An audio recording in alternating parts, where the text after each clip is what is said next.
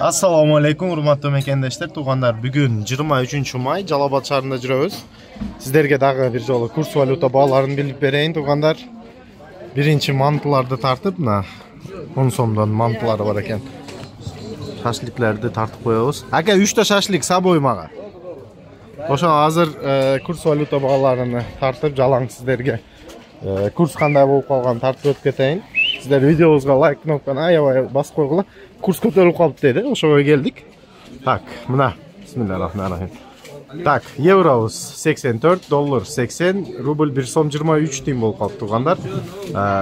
Бул жакта курс валюта доллар 80, евро 83, рубль 1 сом 23 тиын, сатылыш баасы 1 сом 26 тиын тургандар. Рубль резко көтөрүлүп кетти бүгүн. 23 майга кара. Көрүп койгула. 1 сом 23 тиын болуп калды. Сатылыш баасы 1 сом 25 тиын. Ушундай тугандар, видеобуз жаккан болсо лайк кнопканы аябай басып койсоңор, каналга катталбагандар каналыбызга катталып койгула тугандар. Сонун видеолор тартып жүрөлүк силерге.